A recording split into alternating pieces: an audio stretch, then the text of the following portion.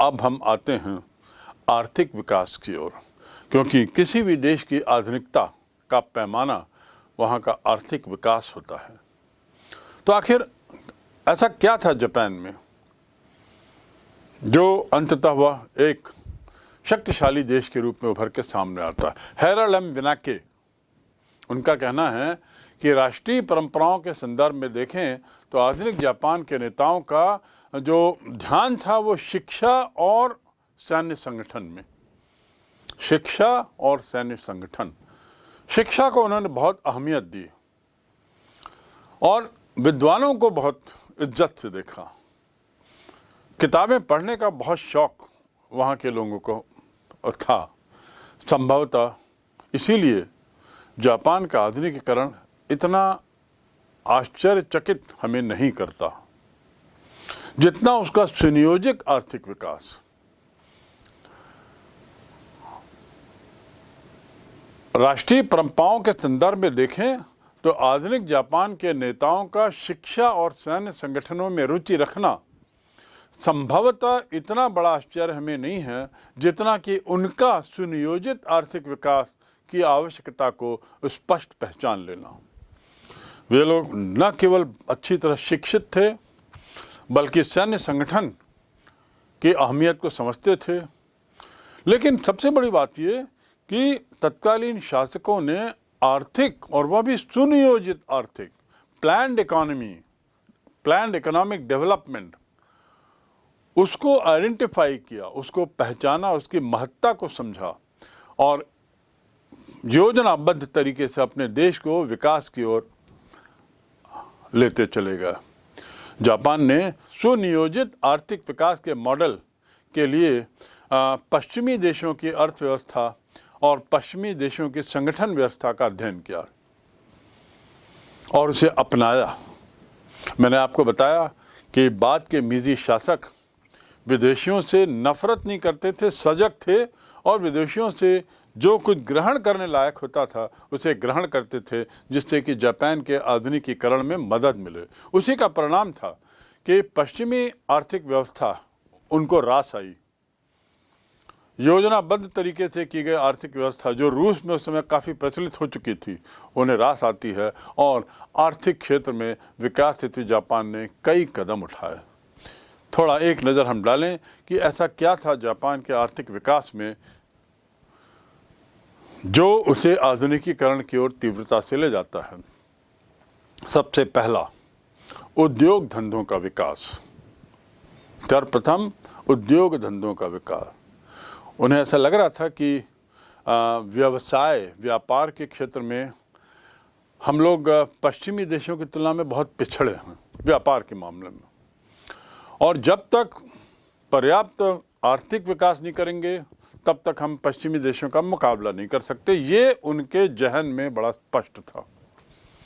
इसी अनुभव का परिणाम था कि इसी समझ का परिणाम था कि उन्होंने बड़ी तेजी से पाश्चात्य व्यावसायिक संगठनों को अपनाना शुरू किया।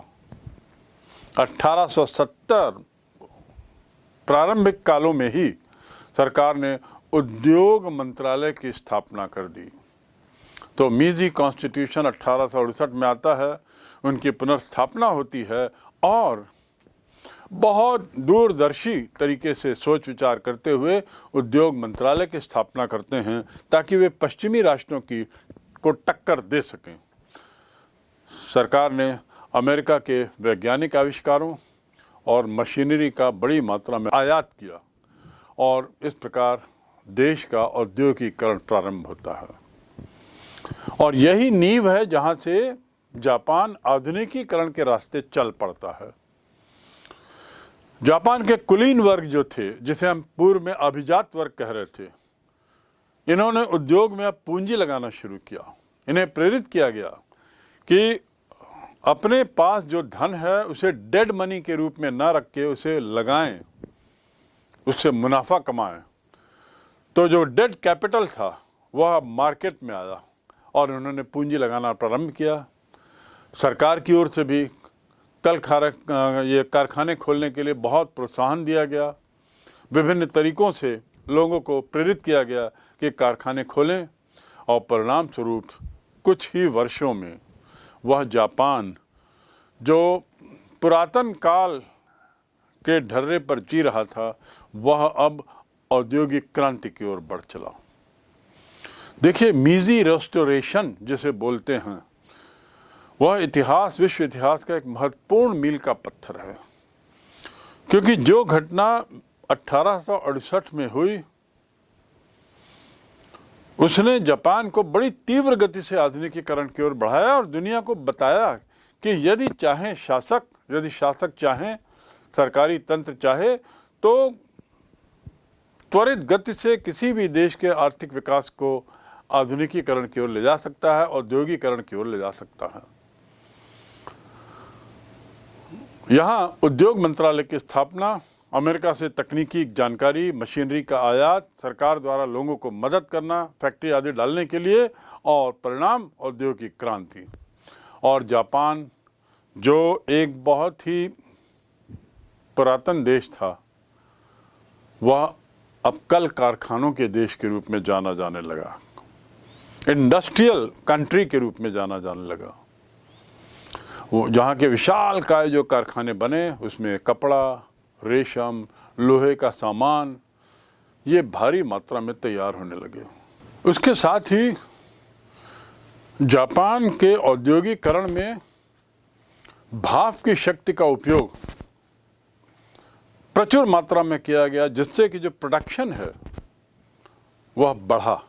जापान ने प्रमुख रूप से निम्न उद्योग बनाए। पहला वस्त्र उद्योग, 1868 पहला कपड़ा मिल स्थापित होता है।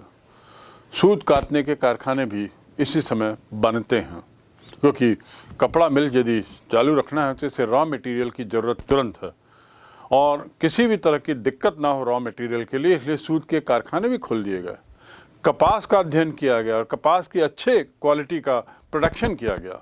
बड़ी मात्रा में श्रेष्ठ किस्म की विदेशी रुई आयात की गई और इस प्रकार एक कोहेरेंट होलिस्टिक अप्रोच के माध्यम से सुनिश्चित किया गया कि वस्त्र उद्योग जो है वह तीव्र गति से अच्छी ऊंचाइयां पाए। दूसरा, खान विभाग। 1873 में माइनिंग डिपार्टमेंट अर्थात खान विभाग गठित किया जाता है।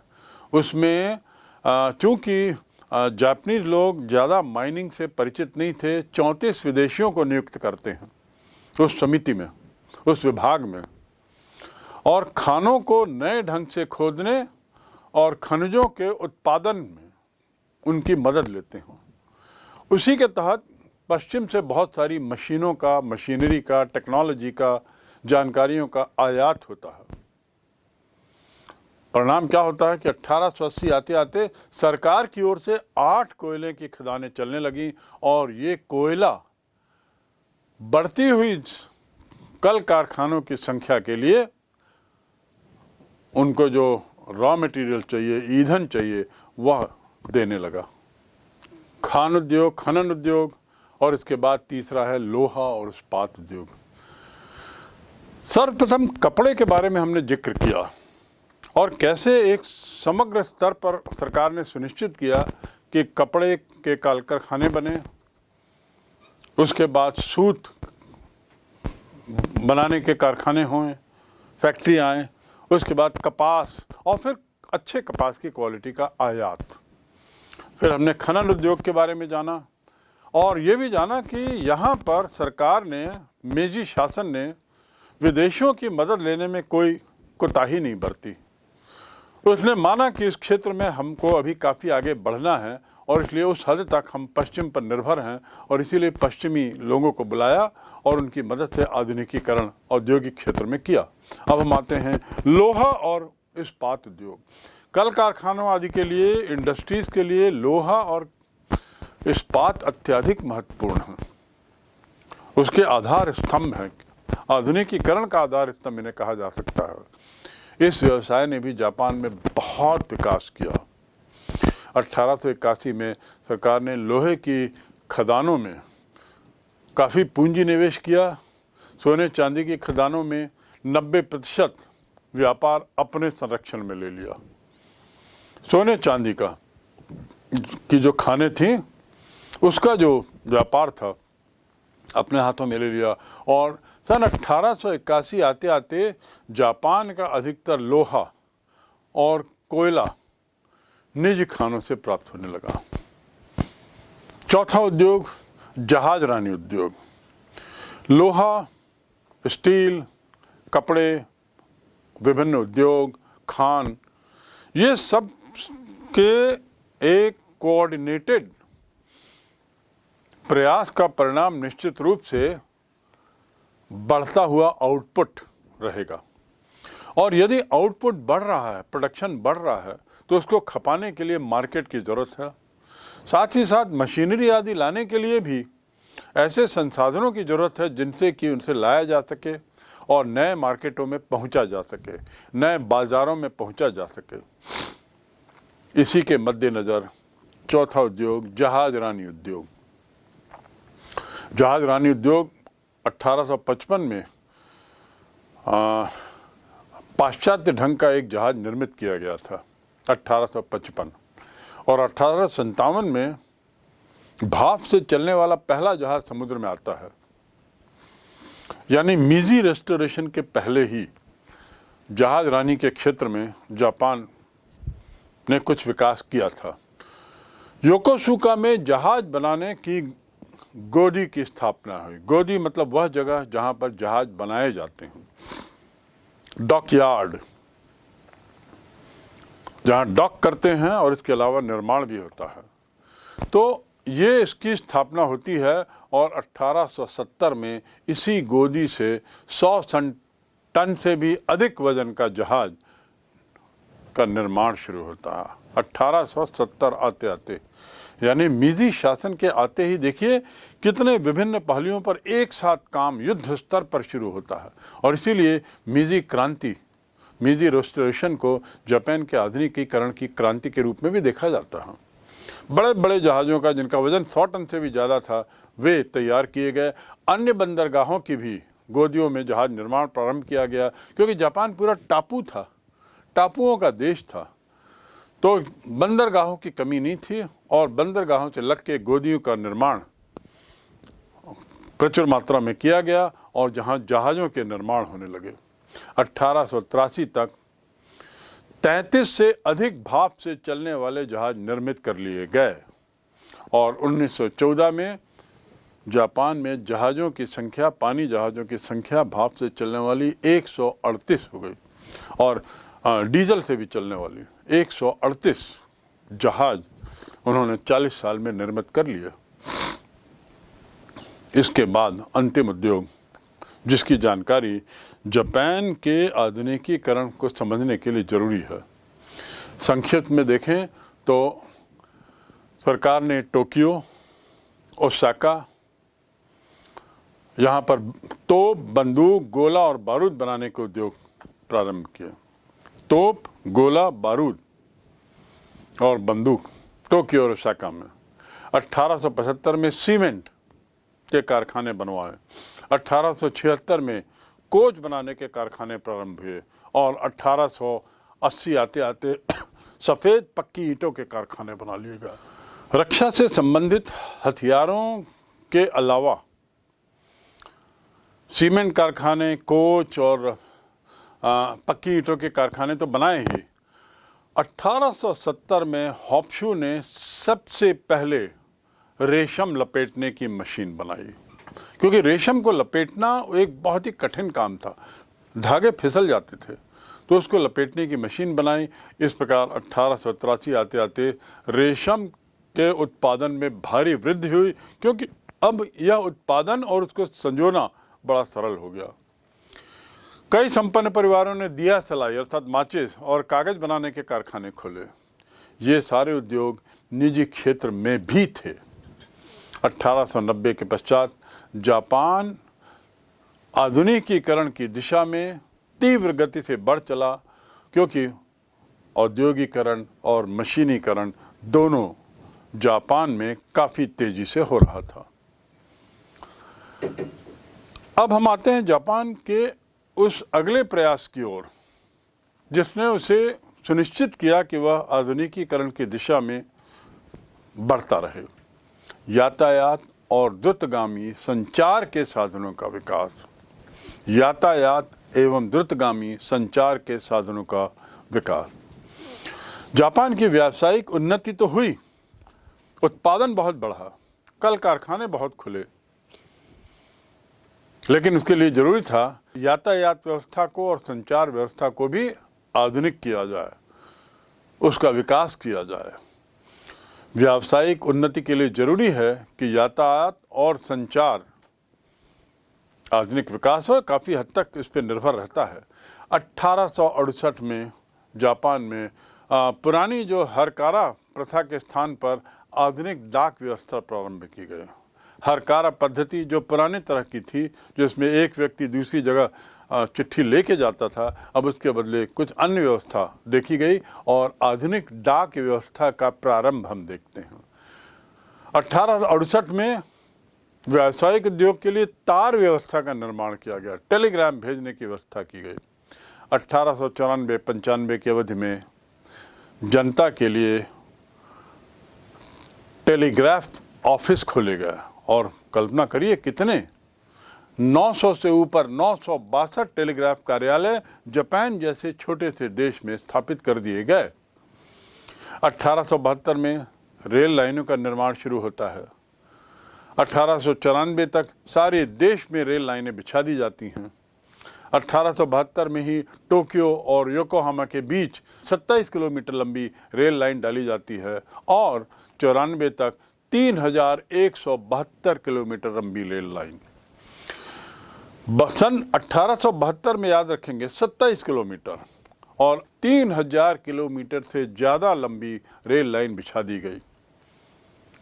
1890 रेल व्यवस्था के संचालन के लिए बढ़ती हुई रेल यातायात के मद्देनज़र उसे सही तरीके से संचालित करने के लिए रेलवे बोर्ड की स्थापना की जाती है।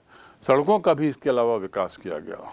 मात्र रेल यात्रा पर ही निर्भरता नहीं थी, सड़कों का भी वैसा ही पर्याप्त विकास किया गया। नदियों पर बहुत पुल बनाए गए, बंदरगाह गोदी बनाई गई जहाँ पे जहाज़ों का निर्माण होता था और जहाज़ आके रुकते थे। यातायात के इन संसाधनों के विकास के फलस्वरूप जापान के उद्योग और व्यवसाय को भारी लाभ पहुंचा। लोग एक दूसरे के निकट भी आने लगे, एकजुटता दिखी, एकता दिखी और राष्ट्रीय एकता को सुदृढ़ बनाने में भी इन यातायात के संसाधनों ने बहुत मदद की। आपके पास उद्योग हो, यातायात के संसाधन हो, उत्पादन हो रहा हो, लेकिन मौद्रिक व्यवस्था पुरानी हो तो ये सब का कोई फायदा नहीं। मुद्रा विनिमय, एक्सचेंज, यदि मुझे माल विदेश भेजना है अमेरिका, तो रुपए में जाएगा कि डॉलर में उसका हिसाब होगा, ये तय करना और एक ऐसी व्यवस्था निकालना जिससे कि मुद्रा विनिमय सरल हो और उस विनिमय में जो मुद्रा है उसे शारीरिक फिजिकली रूप से लाने ले जाने की जरूरत ना हो, अर्थात बैंकिंग व्यवस्था। तो अगला बिंदु जिसने जापान के आधुनिकीकरण की दिशा में अहम भूमिका निभाई वह है मुद्रा विनिमय एवं बैंकिंग प्रणाली। 1873 संयुक्त राज्य अमेरिका की ओर ध्यान देते हुए, वहाँ की व्यवस्था के बारे में जानते हुए, उसी की प्रणाली के आधार पर जापान में एक राष्ट्रीय बैंक की स्थापना होती है। 1876 तक वैसे तो केवल 4 बैंक थे, पर अगले 3 वर्षों में अर्थात 1879 के आते 4 के बदले अब 151 बैंक हो गए। 1885 में बैंक ऑफ जापान की स्थापना होती है और 1887 आते योकोहामा में पहला सोना चांदी बैंक स्थापित होता है। चांदी सोना, गोल्ड एंड सिल्वर बैंक, जिसका मुख्य काम था विदेशी मुद्रा के व्यापार को नियंत्रित करना। और नियंत्रण का अर्थ ये नहीं है उसको रोकना, नियंत्रित करना मतलब उसको सरल बनाना और विदेशी व्यापार के लिए पर्याप्त पूंजी उपलब्ध कराना, क्योंकि यदि विदेशी व्यापार करना है तो किस करेंसी में व्यापार होगा उस करेंसी के अनुसार मुद्रा उपलब्ध कराने की जिम्मेदारी इस बैंक ने ली, और ये जरूरी हो जाता है। आप सोच सकते हैं कि 1870 होते होते जापान कितना आधुनिकीकरण की ओर बढ़ चला, और 90 आते आते तक तो उसने औद्योगिकरण की दिशा में एक बहुत लंबी छलांग लगा ली थी। अल्प बचत के लिए, लोगों को स्मॉल टाइम सेविंग के लिए डाकखानों में बचत बैंक भी स्थापित किए। आगे चलकर इन्हीं डाकखानों को नोट छापने के अधिकार भी दिए गए। 1894 के बाद औद्योगिक एवं कृषि bank, industrial and agricultural bank की स्थापना होती है। इस तरह धीरे धीरे विभिन्न क्षेत्रों में मुद्रा के लिए बैंक, विदेशी संबंधों के लिए बैंक, विदेशी व्यापार के लिए बैंक, फिर बैंक ऑफ जापान, फिर सोने चांदी से संबंधित काम के लिए बैंक, बचत खातों के लिए बैंक, नोट छापने के लिए बैंक, और अंत में औद्योगिक और कृषि विस्तार के लिए बैंक। इस प्रकार धीरे धीरे 20 वर्षों में जापान में बैंकिंग प्रणाली का अच्छा खासा विस्तार हुआ, विकास हुआ। दूसरा बिंदु है कृषि में सुधार। कृषि में क्या सुधार हुए जिसके बल पर वहां की जनसंख्या अब सरवाइव की, और उसने आर्थिक व्यवस्था में इतना भारी योगदान किया। ये तभी संभव है जब उनका पेट भरा हो, जब उन्हें खाने पीने के पर्याप्त साधन मिल रहे हों, संसाधन मिल रहे हों। इसके लिए हमें जाना होगा 1888 में। 1888 में बहुत महत्वपूर्ण कदम लिए गए, और यदि हम इसकी शुरुआत देखें तो उसकी शुरुआत 1872 से ही हो जाती है, यानी मीजी कॉन्स्टिट्यूशन के आने से। किसानों को अपने खेतों पर अधिकार दे दिया जाता है।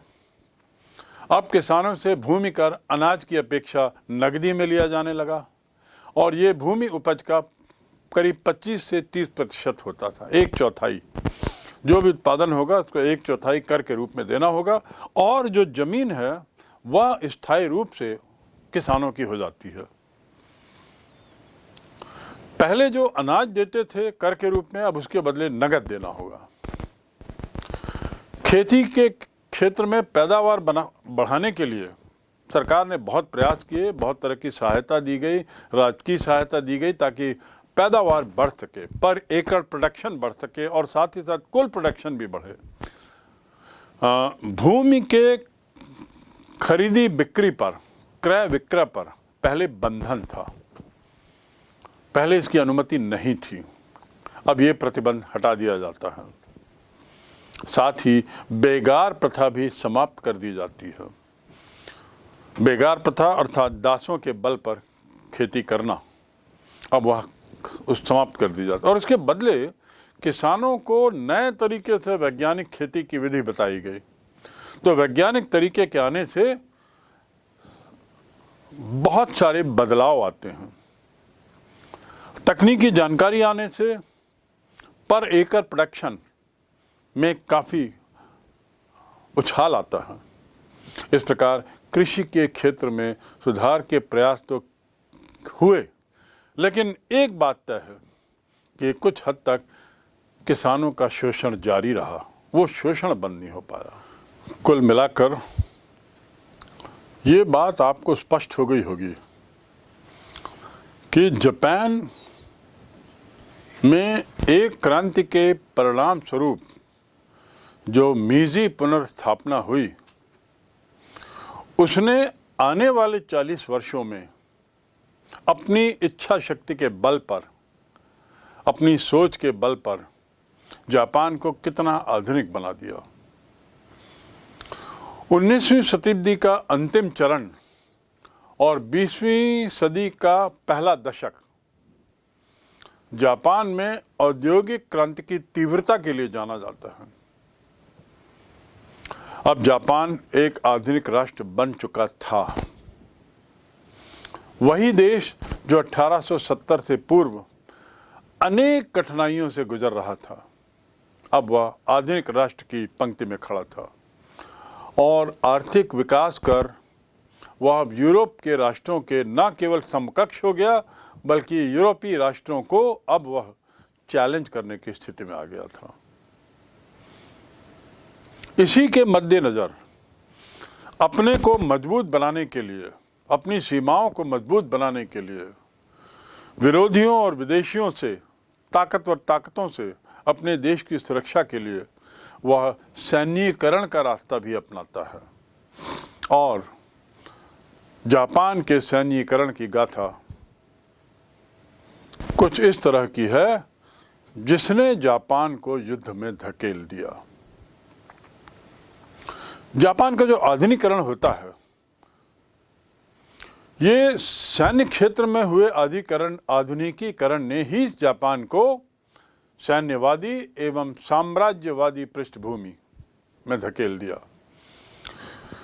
इसका फायदा तो मिला, देश का बृहद गति से औद्योगिकरण प्रारंभ हो चुका था।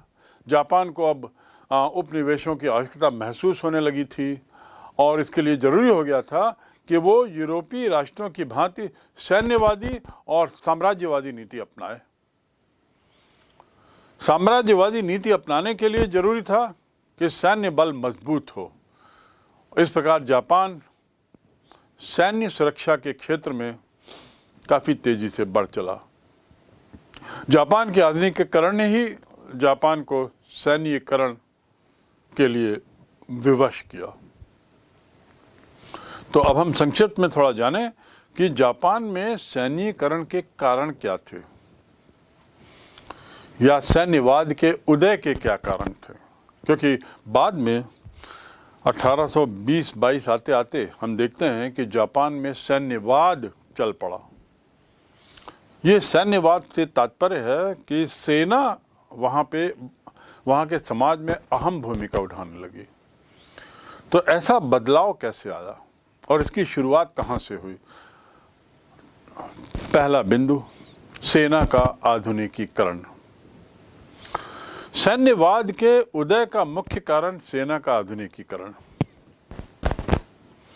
1854 में विदेशी ताकतें जो थी वह जापान की इच्छा के विरुद्ध वहां प्रवेश कर गई थी और 1863 में कोगेशिया और 64 में शिनोमोटोकी पर जबरदस्त बमबारी की थी विदेशी ताकतों ने। इस समय जापान विदेशियों के सामने बड़ा असहाय था, दुर्बल था।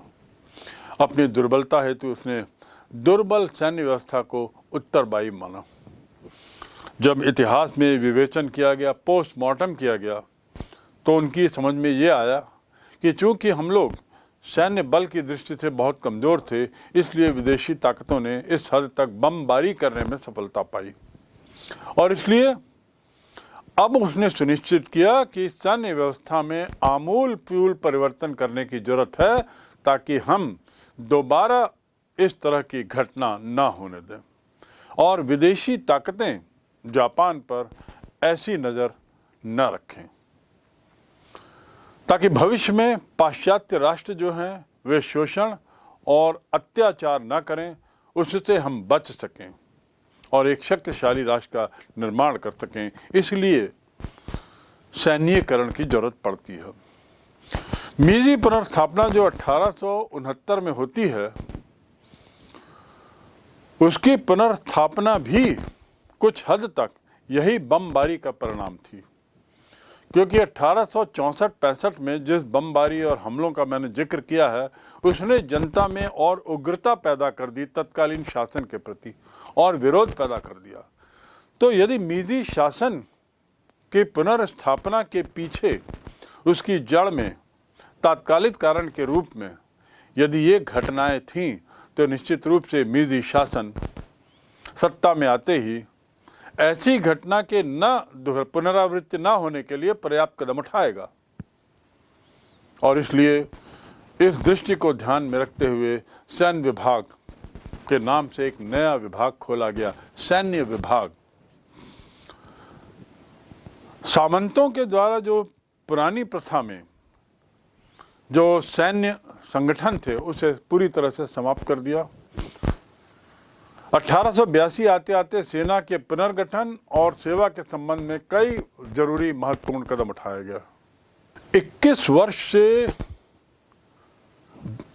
21 वर्ष की उम्र छूने पर वहाँ के युवाओं के लिए यह आवश्यक कर दिया गया कि वे सेना में शामिल हों। सेना के आधुनिकीकरण का परिणाम क्या होता है कि साम्राज्यवादी भावना का उदय होता है और प्रारंभिक दौर में 94-95 में चीन से युद्ध कर चीन को पराजित कर दिया जाता है, जिसका मैंने पूर्व में जिक्र किया था। दूसरा, जापान द्वारा औद्योगिकरण की नीति अपनाना। भारत के संदर्भ में यदि बात करें तो 1757 में जो बैटल की लड़ाई हुई थी, उस लड़ाई के पीछे ये सोच थी कि तत्कालीन वाइसरॉय या गवर्नर जनरल उस समय जो कहते थे, उसने कहा था कि the trade cannot be carried on without sword in hand. हाथ में तलवार लिए बिना व्यापार नहीं हो सकता। अर्थात हमें सैन्य बल की जरूरत है यदि हमें यहाँ व्यापार बढ़ाना है। और फिर प्लासी के युद्ध के बाद सैन्य बल के आधार पर कुछ ही वर्षों में हम अंग्रेजों के गुलाम हो गए। कुछ ऐसी ही बात यहाँ भी थी। जापान द्वारा औद्योगिकरण की नीति अपनाई जाती है, जिसके बारे में हमने काफ़ी समझा। जापान ने पाश्चात्य देशों की श्रेणी में अपने को खड़ा करने के लिए औद्योगिकरण की नीति को अपनाया। आखिर इसके पीछे कारण क्या था? जो तीव्र गति से जो औद्योगिकरण की ओर बढ़ा, उसके पीछे कारण यही था कि वह पश्चिमी देशों के बराबर आना चाहता था। वे पश्चिमी देश जिन्होंने उसे 1864-68 में बमबारी करके उसे एक तरीके से नेस्तनाबूद किया था। औद्योगिकरण की नीति के अनुपालन में जापान के प्रयत्नों ने वहाँ एक औद्योगिक क्रांति को जन्म दिया, ये तो हम समझ गए।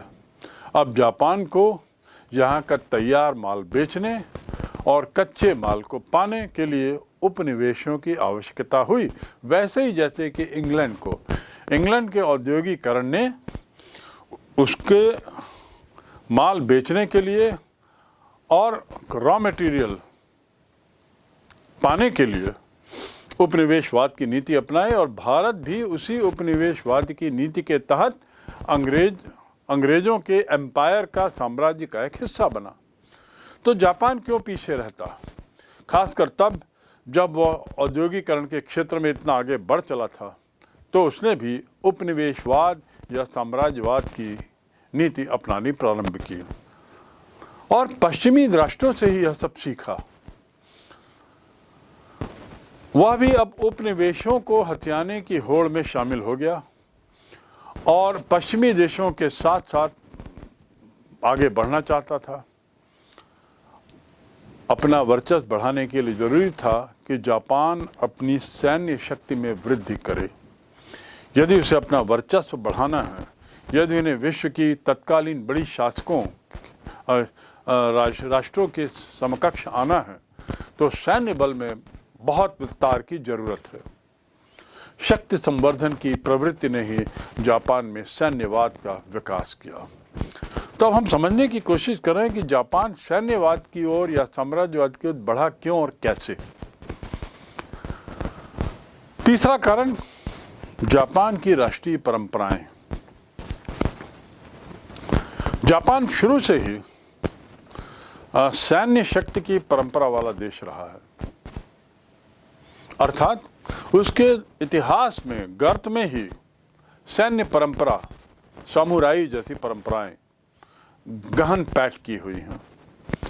जापान की राष्ट्रीय परंपरा जो है वो इस सैन्यवाद की परंपरा के काफ़ी कुछ अनुकूल हुई थी। अर्थात प्रवृत्ति, रुझान, झुकाव उनका सैन्यवाद की ओर था। हमेशा ही प्रारंभ से ही वहाँ पे सैनिकों का सम्मान किया जाता था, प्रतिष्ठा की दृष्टि से उनको देखा जाता था और इस प्रकार वे लोग गौरवान्वित महसूस करते थे जो सेना में थे या सैन्य सुरक्षा में थे। पश्चिम ने जिस तरीके से जापान में, जिस ढंग से जापान में प्रवेश किया 1864-65 में, जिस तरीके से उसने जापान का हश्र किया, उससे एक बात तो स्पष्ट हो गई कि सैन्य दृष्टि से जापान बहुत दुर्बल है। दुर्बल ही नहीं, अत्यधिक दुर्बल है। जापान ने इसे अपनी सैन्य परंपरा का अपमान माना, क्योंकि जापानीज लोग फौजियों को बहुत इज्जत से देखते थे और एक तरीके से विदेशी हमलों ने जापान के हृदय को इस कदर झकझोर दिया कि उन्होंने ये माना कि ये जो हमारी पुरानी सैन्य परंपरा है उस पर हमला है। इसलिए जापान ने शोगुन की दुर्बलता, सैन्य दुर्बलता, जो शोगुन अर्थात तत्कालीन शासन की दो धुरियों में से एक धुरी शोगुन और दूसरा सम्राट, तो शोगुन की सैन्य दुर्बलता को कारण माना और शोगुन के विरुद्ध आंदोलन किया और मेजी पुनर्स्थापना की और आधुनिक तरीके से सैन्यीकरण को आवश्यक माना। शोगुन को सत्ताच्युत करने में जब उसका अध्ययन किया गया कि इतनी सरलता से शोगुन लोग कैसे हटा दिए गए, तो उसके पीछे उनकी सैन्य दुर्बलता कारण मानी गई। विदेशी ताकतों का जापान पे हमला 1864-65 में, वह भी सैन्य दुर्बलता के कारण था। तो जब मेजी पुनर्स्थापना होती है तो सैन्यीकरण उनका एक मुख्य कार्य बन जाता है, मेजी पुनर्स्थापना से संबंधित लोगों का, जुड़े हुए लोगों का। अब हम आते हैं चौथे बिंदु पर, सैन्यवाद के उदय के कारणों के चौथे बिंदु पर। सैनिक अधिकारी स्वयं, जो सैनिक अधिकारी थे वो बड़े उग्रवादी थे, गरम मिजाज के थे। सैन्यीकरण की प्रवृत्ति के विकास में बड़े महत्वाकांक्षी और उग्र अधिकारियों की बड़ी अहम भूमिका रही।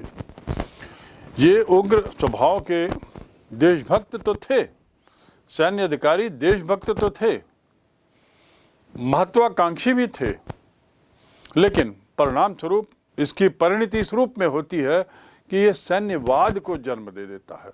यानी जो पूरा समाज है वो फौज के तहत आने लगता है। सबसे ऊपर सामाजिक श्रेणी में फौजियों को देखा जाने लगा और इनके गरम मिजाज, इनकी देशभक्ति, इसने सैन्यवाद को आगे बढ़ाने में बहुत महत्वपूर्ण योगदान दिया। इस बात पर भी इन लोगों ने बल देना आरंभ कर दिया कि देश की शक्ति और एकता को कायम रखना है तो जापान को सैन्यीकरण करना पड़ेगा।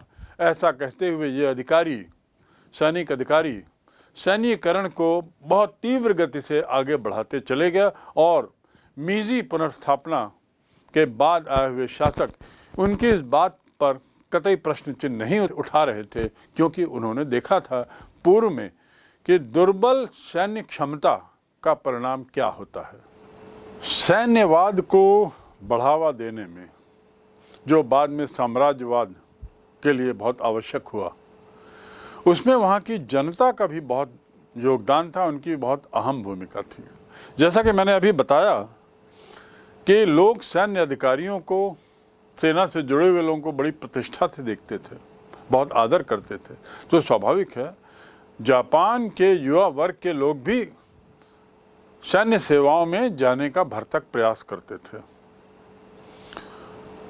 इसके अलावा शोगुन शासनकाल में सैन्यवाद स्वयं में साम्राज्यवाद की एक मजबूरी थी, लेकिन वाद के रूप में, सैन्यवाद के रूप में इसका बढ़ना, उसके कारणों की यदि बात करें तो आप अब तक समझ गए होंगे कि सैन्यवाद के बढ़ते हुए कारण में, बढ़ते हुए दबाव के पीछे फौजियों की वो इमेज थी जिसे बड़े आदर से देखा जाता था, बड़े सम्मान से देखा जाता था और शौर्य की भावना उनमें रहती थी। 21 वर्ष के होने पर फौज में जाना आवश्यक कर दिया गया, परिणाम ये होता है कि समाज का एक वर्ग फौजियों को बड़े सम्मान और आदर के साथ देखता है और उनके प्रति आकर्षित होता है। अर्थात जनता का सहयोग भी सैन्यवाद के बढ़ते हुए दबदबे का एक कारण बना। शोगुन शासन काल अर्थात मीजी के पूर्व का काल 1877-78 के पहले का काल, उसमें सेना में केवल समुराई के लोग ही आते थे। साधारण वर्ग सेना में प्रवेश नहीं कर पाता था। परंतु मीजी की पुनर्स्थापना जब होती है तो सेना के द्वार सबके लिए खोल दिए जाते हैं। परिणाम जनसाधारण में भी सैन्यवादी प्रवृत्ति का विकास होने लगता है। तो ये दूसरा कारण बन जाता है। जब आम जनता के लिए द्वार खोल दिए गए और आम जनता में ये परसेप्शन था कि सेना एक आदर की चीज़ है, सम्मान की चीज़ है, तो निश्चित रूप से सैन्यवाद को थोड़ा सा बढ़ावा तो वहाँ से मिलता ही है। जनसाधारण वर्ग जो कि सेना में पहले प्रवेश नहीं कर सकता था, अब इस बंधन से मुक्त हो गया। मुक्त ही नहीं हुआ, इसमें से कई लोग ऐसे निकले जो जापान पर हुए अपमान का बदला लेने की भावना से सेना में जाने के इच्छुक थे। बदले की भावना ने उन्हें प्रेरित किया कि हम सेना में, फौज में जाएं। अतः जन सहयोग ने भी जापान सैन्यीकरण के विकास में एक बहुत बड़ी भूमिका निभाई। इस प्रकार हम देखते हैं जापान में सैन्यवादी प्रवृत्ति के उदय के मूल कारणों में राष्ट्रीय अपमान मुख्य था। 1864 की घटना, 1868 की घटना, विदेशियों द्वारा जापान पर एक तरीके से हमला, इस अपमान के मद्देनज़र, इस अपमान के परिणाम स्वरूप सैन्यवाद प्रतिक्रिया के रूप में उभरता है। इसके प्रतिक्रिया स्वरूप ही मेजी संविधान आया था। मेजी एक प्रतिक्रिया ही थी, इसी विदेशी अपमान, इस अपमान की ही प्रतिक्रिया थी।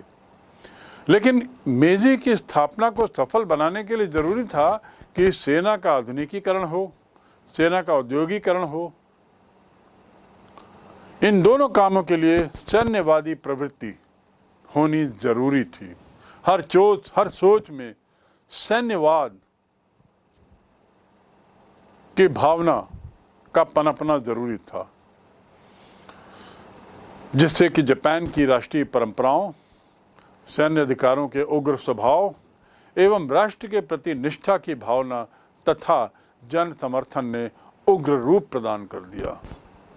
फलस्वरूप क्या होता है, जापान में साम्राज्यवादी भावना का भी विकास होता है। तो जापान में यदि हम सैन्यवाद की बात करें तो मूलतः ये 5 कारण हम देखते हैं, और इन 5 कारणों में जनता के सहयोग को कतई नकारा नहीं जा सकता। ये समझने के बाद कि जापान में सैन्यवाद के पनपने के कारण क्या थे, उत्कंठा कितनी थी और उसके मूलभूत में कौन सी भावनाएं थी,